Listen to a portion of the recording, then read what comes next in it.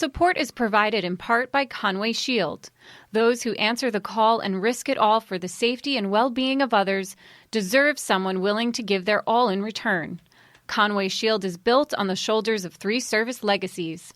Customizing the nation's very best firefighting shields has expanded to providing the most effective technology, tools, and training for today's fire and law leaders. Learn more at conwayshield.com. Hello, everyone, and welcome to the Leadership Under Fire Humanizing the Narrative podcast. Today, we revisit a powerful conversation between Sebastian Junger and Patty Murphy as they explore his seminal work, Tribe, a discussion that originally aired on March 7th, 2019.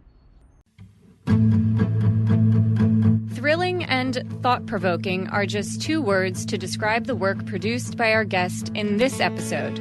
Sebastian Junger is an American journalist, author, and filmmaker whose work demands contemplation regarding what history, science, and experience tells us about the ability to endure hardship and how to navigate our current cultural terrain. Junger's work includes the books Tribe and The Perfect Storm, as well as the Academy Award-nominated film Restrepo, which he co-directed with Tim Hetherington.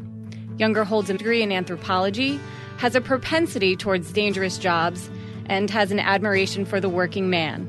I'm your host, Patty Murphy. Sebastian, it's a pleasure to have you on the Leadership Under Fire Optimizing Human Performance podcast. Thank you so much. We have a long list of things to get through today, and I want to dive right in, starting with your most recent book. The complete title is Tribe on Homecoming and Belonging, and it dissects the tribal connection that has been lost in our modern society and offers explanation for the high rate of veterans struggling to adapt to civilian life. Why did you want to write this book?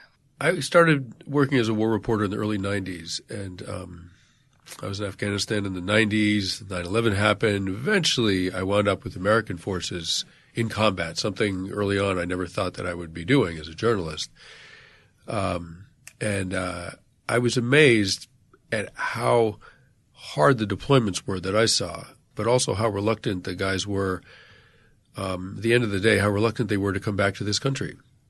I mean, of course, they wanted to. Their girlfriends were here, their families, et cetera. But part of them, a significant part of them, actually was comfortable in these small outposts in Afghanistan with each other fighting. And these were very dangerous places and a lot of hardship. And it didn't make sense unless you saw it through the prism of that people are much more comfortable in a close group with each other facing difficult situations than they are individually in a society that doesn't offer much in the way of hardship or challenge. And if you look at it like that, if you look at it in terms of our evolution as a species, which mostly happened in small groups, exactly like a platoon, if you look at it like that, suddenly it makes sense to miss combat. Suddenly it makes sense to not want to come home. And while I was thinking about that, I remembered a uncle figure that I had, sort of mentor figure early in my life, a guy named Ellis, who was half Lakota Sioux, half Apache. And I remember him telling me that all throughout the history of this country along the frontier, this is how he phrased it. He said, white people were always running off to join us Indians, but we Indians never ran off to join the white people. And suddenly I thought of the American soldiers. I'm like, oh, right, of course. Everyone wants to go towards the tribal and away from the industrial, away from the modern. And so I thought that merited a book because it's sort of a universal human truth, I think.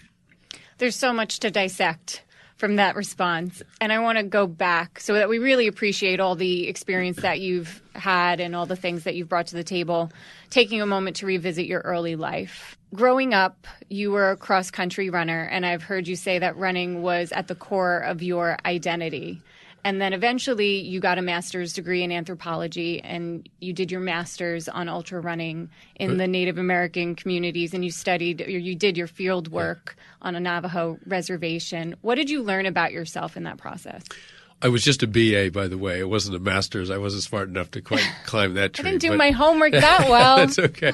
That's all right. I don't want Wesleyan to come chasing after me. So I was a really good distance runner. I won a lot of races. I set a lot of records, and I was extremely proud of it. And as a young person searching for an identity, that was a good one for me. And that I could sort of run all day if I needed to. I mean, I just felt like I always had that in my back pocket if I ever needed it for some reason.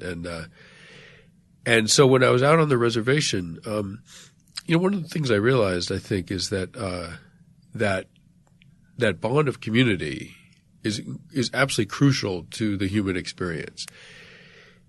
And it's crucial for survival when you're in a situation that's with a lot of adversity, with a lot of danger, with a lot of hardship. And the less hardship and danger there is, the more we can afford to act individually, which is great, right? I mean, if you can lead a life that's focused on your own interests and endeavors, you've sort of escaped the tyranny of the group. And you can, you have the time, the focus to invent the bow and arrow or the iPad or whatever. I mean, these incredible human innovations come out of people being very focused and individual in their interests. And, but there's a real loss there. The experience of community is one of the things psychologists know, one of the things that buffers people from psychological troubles. During the Blitz in London, for example, things were quite communal. People slept in the tube stations, shoulder to shoulder with strangers. There was an enormous collective effort in London and other English cities during the Blitz to survive the war. And the English government was prepared for mass psychiatric casualties because here's a civilian population that's getting bombed every night by the German Air Force. And the opposite happened. Admissions to psych wards went down during the Blitz. As one British official said in surprise, that they had the chronic neurotics of peacetime driving ambulances. And what it seems to be is that if there's a crisis and you're part of a group, you're going to survive that. You're more likely to survive that crisis if you're part of a group, and the group needs everybody to pitch in. New York saw this after 9/11 as well, of course. And that participation allows the individual to forget himself or herself, allows the person to forget their own concerns, even their own neurotic concerns, and think about the welfare of the group. Their survival is more likely if they do that. But it also alleviates some of the individual troubles that people have. And when you have a lot of safety and a lot of luxury, even a lot of convenience, a lot of ease, it almost allows you this too much spare time to think about your own problems. And we see mental health deteriorate in those situations. The suicide rate goes up with affluence. The more affluent a country, the higher the suicide rate, the higher the depression rate, the higher the PTSD rate. It's counterintuitive, but it makes sense if you think about it. Speaking of stepping outside of safety, one of your first jobs included you working as a high climber for tree removal companies. What sort of risk was involved with that? Yeah, I was a climber for tree companies. I would go up with a chainsaw on a line, and I'd set my line, and I'd be swinging around, taking limbs off, and topping the tree out and taking it down from the top down. Rigging limbs that were too big to just drop. So this is what was interesting about it. The risk was there was no random risk. I realized that you're just dealing with the laws of physics. If you're topping out a big white pine and you do the cut wrong and the top 20 feet of the tree go the wrong way and come back on you and crush you, you did that. The tree didn't do it. The tree was just following the laws of physics and whatever the wind direction was and everything else. You made the cut wrong. And so all of the risk that I was taking was completely in my hands. I just had to not screw up.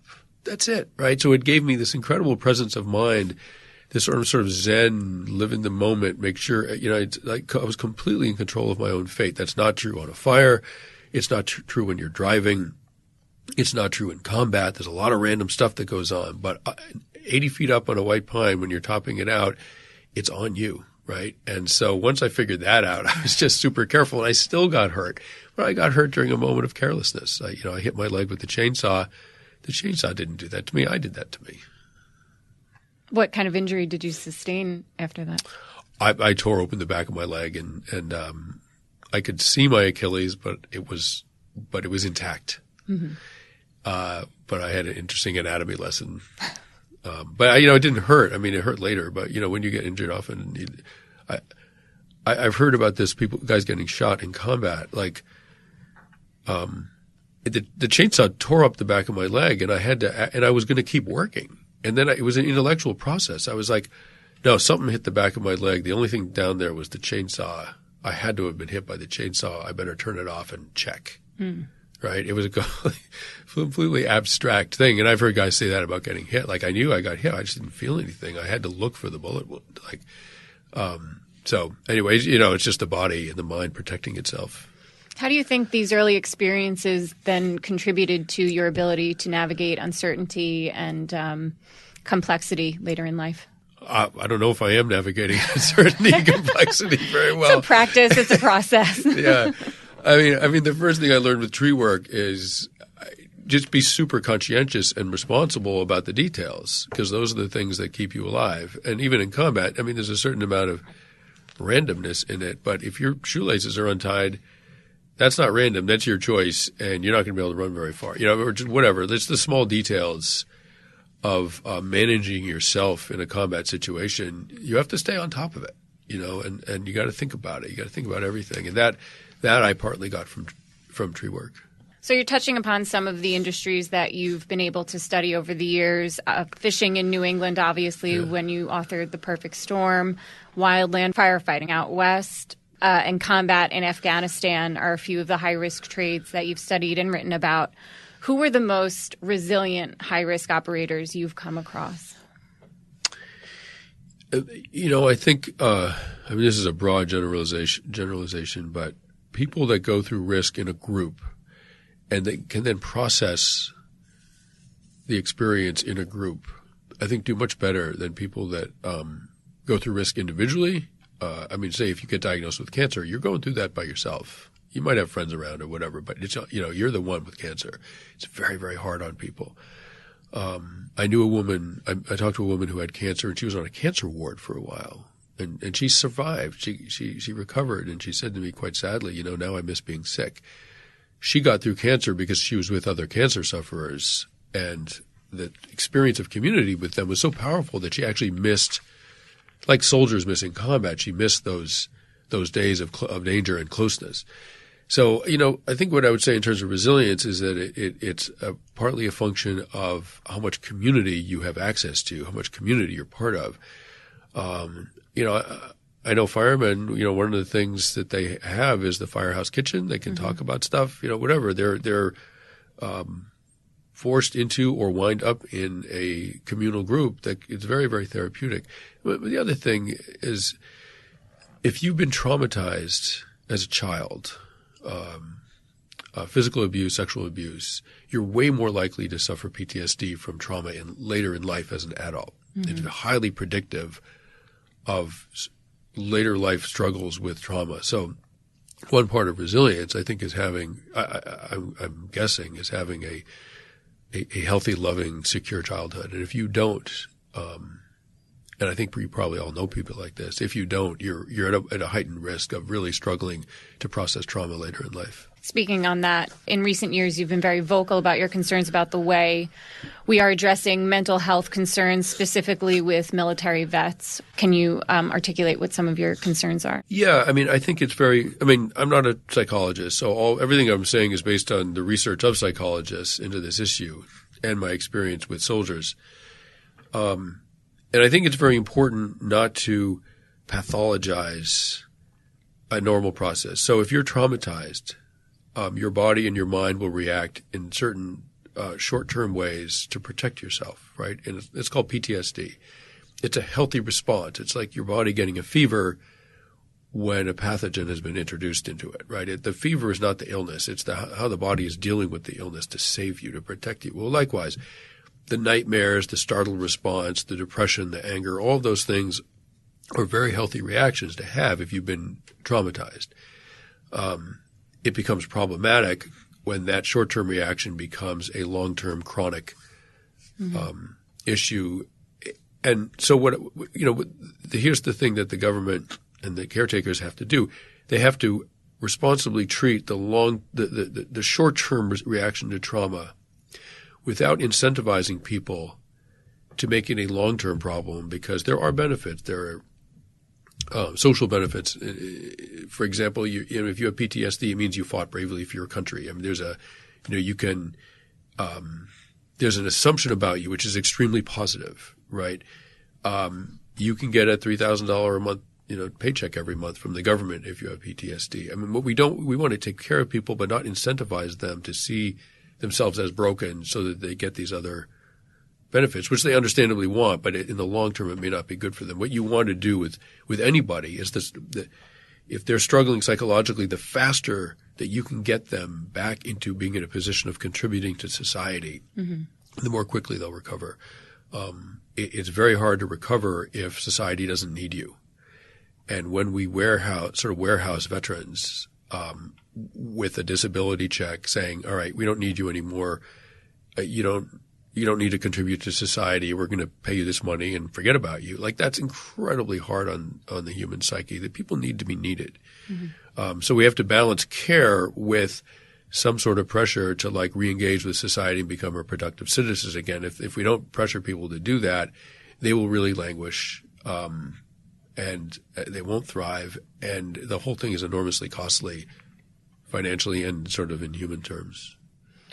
What's some of the imbalances that veterans are having to deal with coming back to civilian life based on our modern society?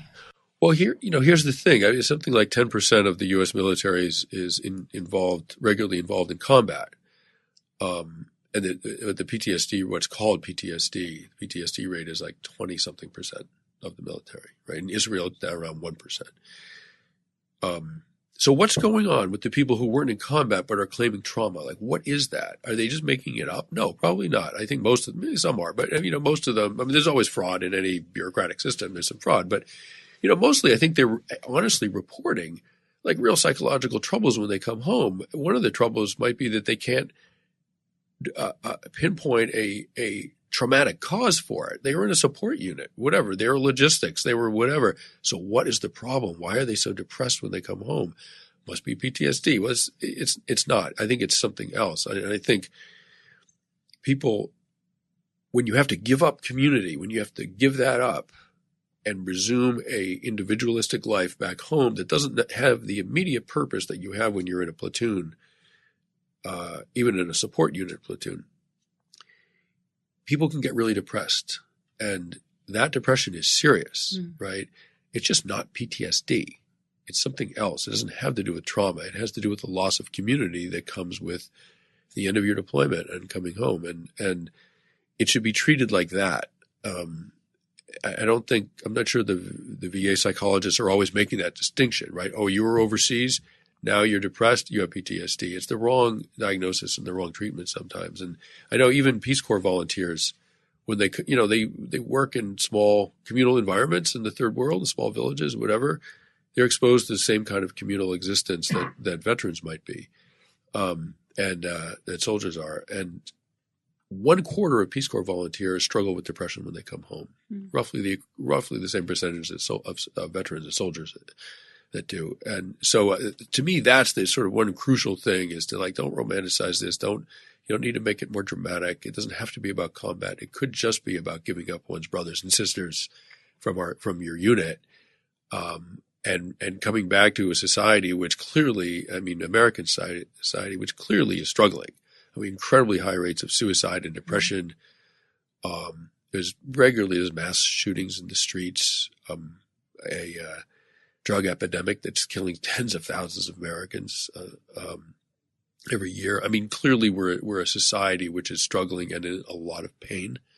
And so they're coming back to that oh, you think they shouldn't have problems? Of course they're going to have problems coming back to this. We all have problems.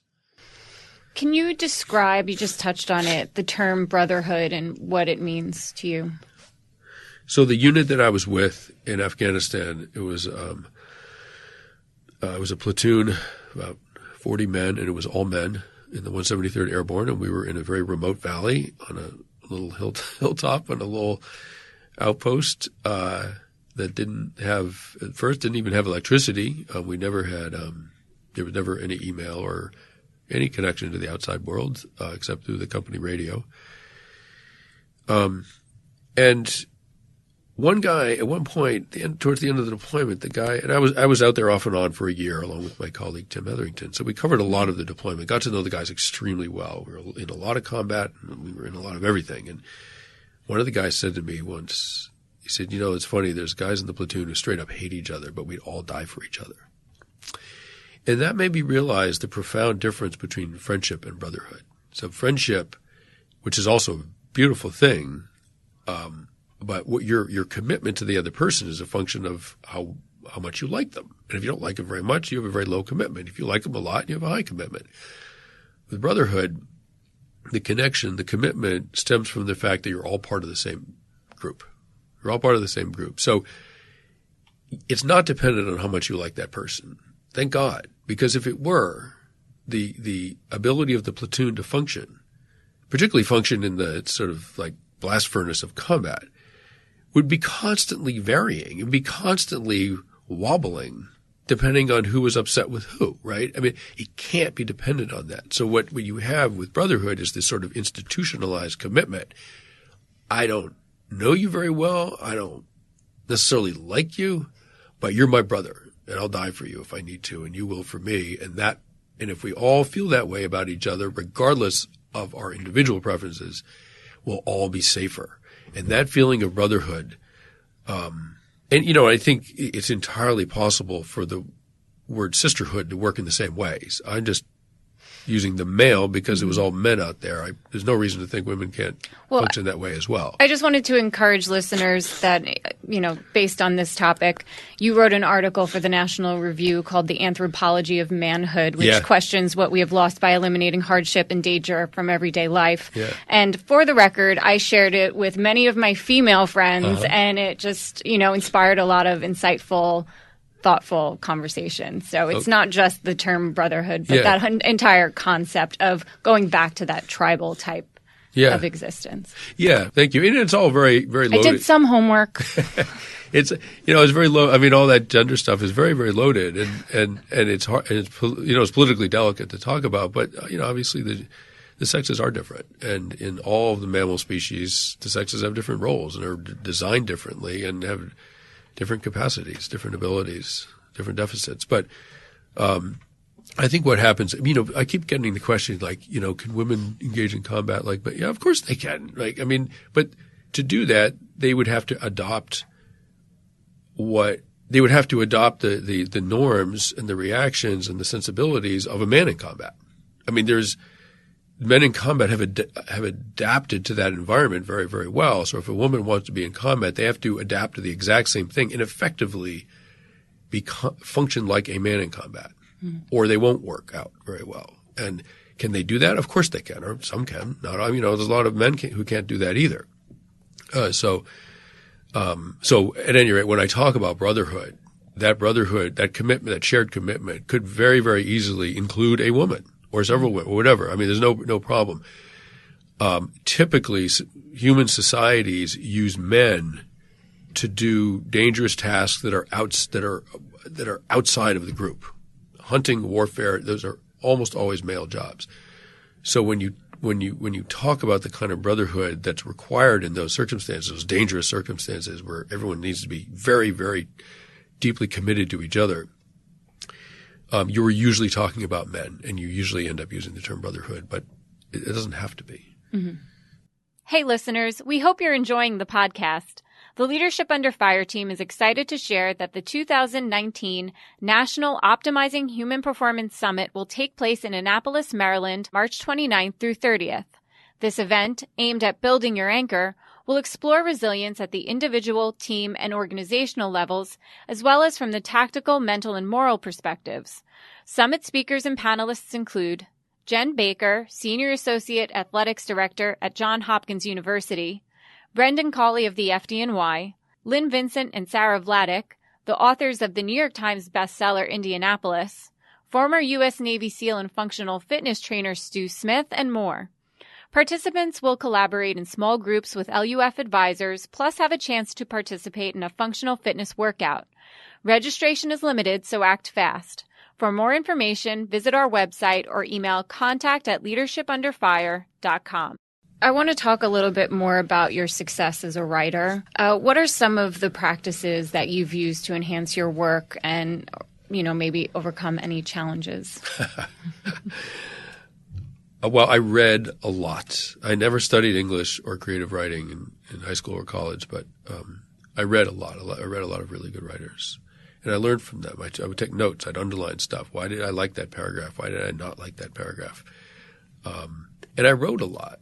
And I learned how to read my own work very, very critically. And if you're, if you're, it's very easy to slide into a kind of fatuousness, a kind of faux wisdom, faux profundity with writing. I mean, you just have to be constantly on guard for your own instinct to sort of pose with a persona as a writer. I mean, you have to be constantly riding yourself not to fake anything. So I read a lot. I wrote a lot. I tried to keep my eyes open to the world. Usually walk around with a notebook, a pen to write in. I just write stuff down, things I overhear, things I think. Later in my life, there came a choice that came to all of us, which is, do you buy a smartphone, right? And I just didn't. I'm like, I'm not getting sucked into that thing. Like, it will take too much energy, too much of my creative bandwidth is going to go into doing the repetitive tasks of email and all that stuff while I'm walking around in the world. This is all I only get a few decades in this place, right? And I don't want to spend it inside a little machine. I want to spend it in the world, looking around and absorbing it. And I don't think you can be this is a biased statement. Personally, I think it's very hard to be a effective, powerful writer if you are spending a significant part of your energy, your waking life, looking at a screen. I just don't think it's possible. So then how did you transition into filmmaking? I realized that there were situations that were moving too fast to take notes accurately. So I'd been in combat a little bit, and the notes that you take in combat are pretty much illegible. And you feel pretty stupid writing things down while someone's shooting at you. It's just a no-win situation. So I thought, you don't need to be a cameraman to record this situation. Like, I'll buy a video camera, and when things are moving too fast to write down, I'll videotape them, and that'll be how I'll take notes while things are moving really quickly. And then when I decided to write a book about being with a platoon off and on for a year in Afghanistan, I thought, if I'm going to spend that much time out there, I might as well shoot a lot of video. It'll help with my note taking. And maybe I can make a documentary film. Who knows? So I got a camera and just shot everything I could. And I mean, that's a very different topic from iPhones. I mean, it is, yes, it's technology, but it's not this sort of immersive experience that an iPhone can be. Yeah, it was a platform to be a historical record for you. Yeah, I mean, it's like soldiers had guns. I had a camera, and every time whatever, if anything interesting was going on, the camera was on, and I was absorbing it through the camera, sometimes with my notebooks, but, often, there were different, like a conversation at night, right? That's a time to write things down in your notebook because the camera's not going to catch anything. Mm-hmm. Right. Combat is a great situation for a camera. I started to realize that if you're sitting quietly in a village and you want to convey to the reader what it feels like to be in Afghanistan, you might take your notebook out and just sit there and look around and see what catches your eye. Try to describe that house and that pretty little creek that runs through the village, et cetera, et cetera. In some ways, a notebook's better than a camera for something like that. So I tried to figure out what was best for each medium. But it's still none of that experience with the technology of cameras, which is amazing. Films are amazing. None of that made me want to buy a smartphone. What you're describing seems quite artistic because it's a creative process. And you recently closed your restaurant and bar, the Half King, here in New York due to increasing rents and financial demands on small business owners. And it was actually a place where a lot of creatives would come together. Yeah. What role does art play in society, in your opinion? It's a good question. I'll try to give you some insight. Art's a different way of looking at the world, right? I mean, art. My mother's an artist; she's a painter, and I realized when I was young that I would want to look at, if she made a painting of a tree, the painting of the tree was a lot more interesting than the tree, right? Like, I might glance at the tree. I might look at it for a few moments. But I could look at my mother's painting of the tree for an hour. The painting was showing me something about the essence of a tree and our human relation to what trees are that the tree itself couldn't communicate. And so I think what art does is allow us to experience and to understand more deeply our relationship with the world, with each other, and with ourselves. And the sort of raw, naked facts of existence as we experience them don't necessarily allow us or invite us to do that. But when you watch a film or look at a painting or read a book or a poem or listen to music, this door opens in us. And that invites us to step through and see things in a completely different way. And I think often the way that you're invited to perceive them is that actually, you are, as an individual, you don't matter. The universe endures. There's a sort of transcendent moment of, oh my God, I'm part of the universe. And I think music can transport you like that. I mean, anything can.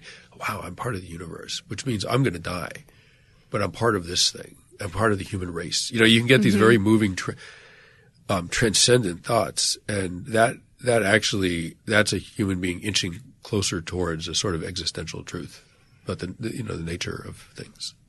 I recently heard somebody else articulate this, and it resonated with me that art is an offering. Yeah. And that was pretty profound. And I think sometimes artists struggle with monetizing what they do because of that. Right. Because it's so personalized. If you're creating art just for money, it might not even be art, right? It's a commodity. There's a book called The Gift by Lewis Hyde, Hyde, came out in 1979. And his argument is that before capitalism, human societies existed in what he called a gift economy, where the society was kept together by the ritual giving of gifts between people. You can still see that a little bit in tips, in Christmas, Christmas presents. There's still vestiges of that in our capitalist society. I mean, people get Christmas presents. They could easily go out and buy the same thing, but because it was a gift, it has more meaning. That's the nature of the gift economy. And he said one of the most profound examples of a gift is the gift that an artist gives society, a creation that came through them, and was given to society for its use. And the point he made was that if the artists feel that the creation was theirs, it's not art. The artist has to feel that that they're a medium for it, that they were a channel for it, that they were actually chosen to communicate something from a greater, communicate something for the greater good that comes from beyond and is transmitted through them to society. And if you're not feeling it like that, you're really not engaged in art. And so I know as a writer, when I am writing something that feels profoundly true, it doesn't feel like it's coming out of me. It feels like someone's whispering it in my ear.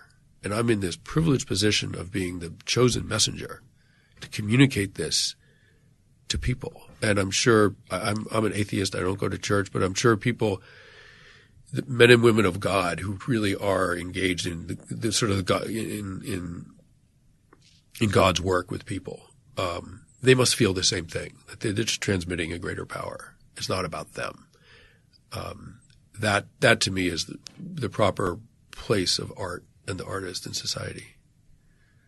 I did read a New York Times article, I believe it was the New York Times, about when you were writing The Perfect Storm, you were holed up in a cabin in a cold place, and you only put the heat on after you were done writing a certain amount. Yeah. Is that true?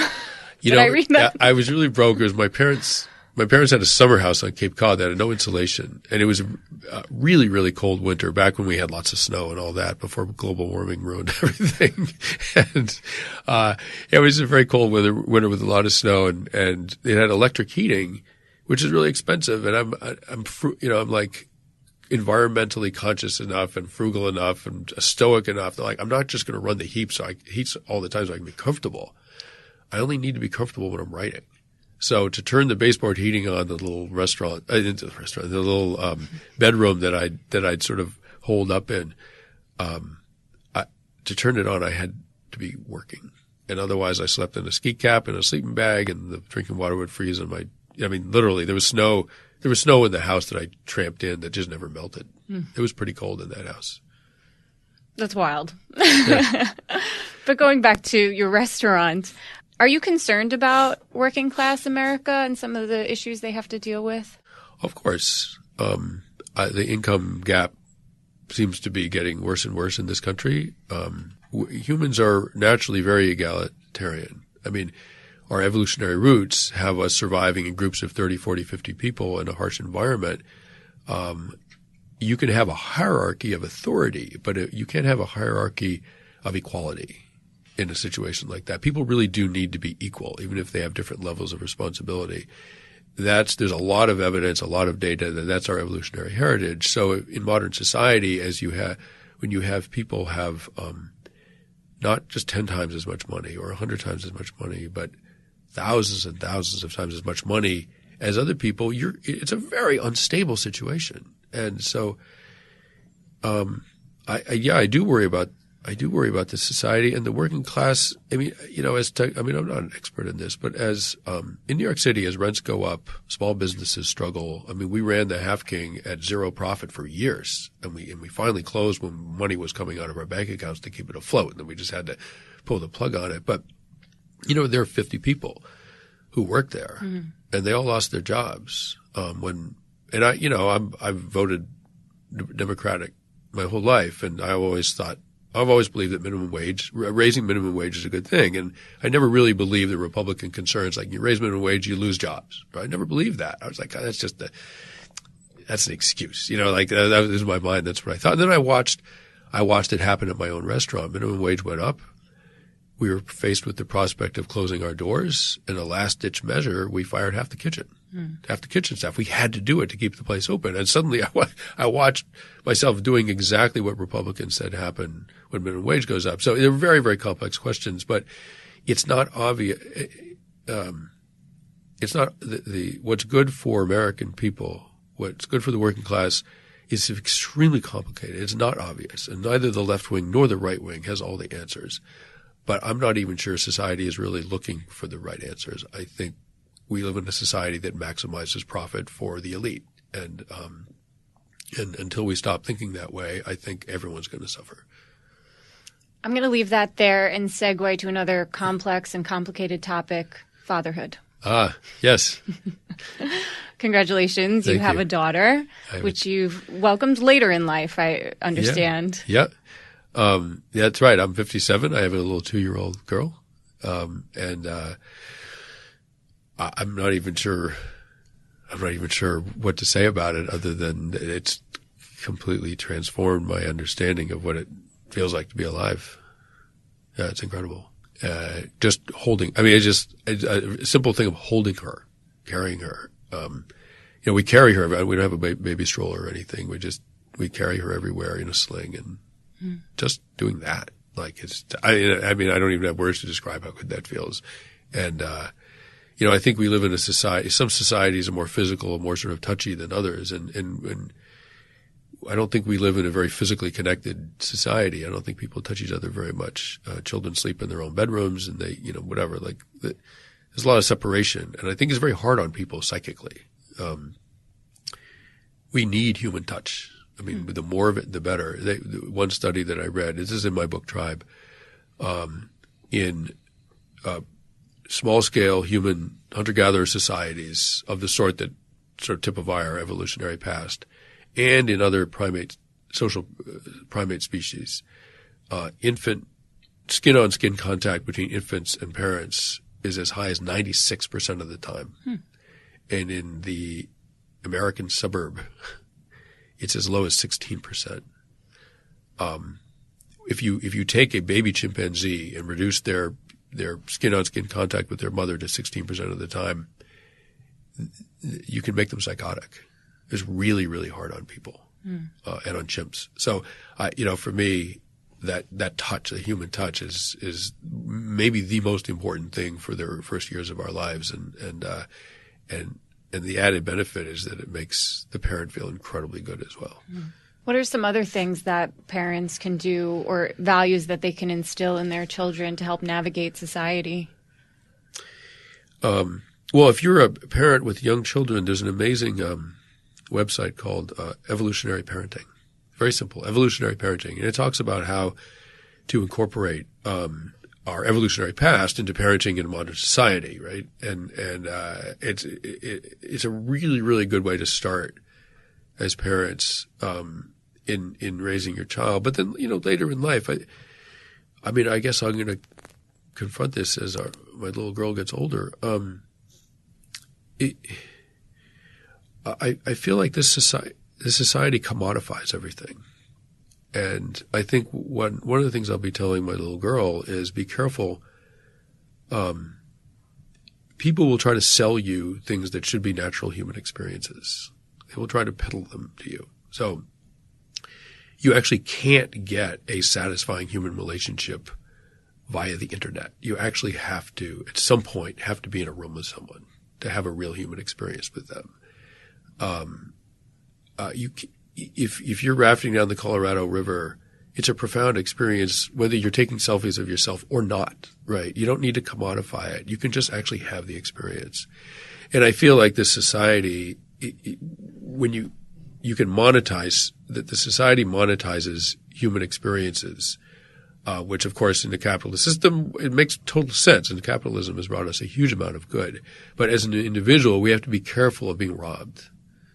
Of basic, important human experiences because our society has figured out how to monetize them and then sell them back to us. It's pretty crazy. When you stand back a little bit and think about it, it's actually completely insane.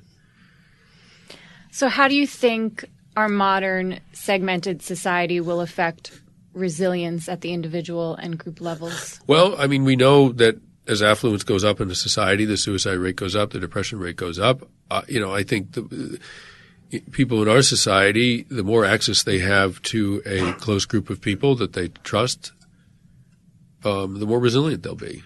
And one of the firemen I talked to at Rescue 2, he was in a short documentary talking about how the firemen had psychologically survived 9/11, having lost so many of their brothers. He said, very simple, the firehouse kitchen. Mm-hmm. They stood around in the firehouse kitchen and cooked stuff and talked, and that went on as long as it needed to, and it's still going on. A lot of people don't have access to the firehouse kitchen, and they're still going to get traumatized. Their kid's going to die. Their wife's going to get cancer. They're whatever. They're going to have a car accident. They're going to get all kinds of things happen in life. And we live in a society where that firehouse kitchen is a rare and precious thing, and very few people have access to it. And so the people who will show resilience, like Londoners during the Blitz, like New Yorkers after 9/11, the people who will show resilience are the people who have access to a community that they identify with and that they're willing to sacrifice maybe even their lives for. Listeners, unfortunately, the film that Sebastian is talking about right now is internal to the fire department, and I produced it. I'm so sorry. Maybe one day we'll be able to share it, but right. For the time being. So I hope I didn't reveal any secrets. Not at all. I don't think so. But Okay, I do want to share that if you want to learn more about Sebastian Junger and the work that he's done, you can visit his website, SebastianJunger.com. And if you want to explore more about the Leadership Under Fire endeavor, you can go to leadershipunderfire.com. So, Sebastian, thank you for taking the time to be here today and being so generous with your knowledge. I really enjoyed it. Thank you.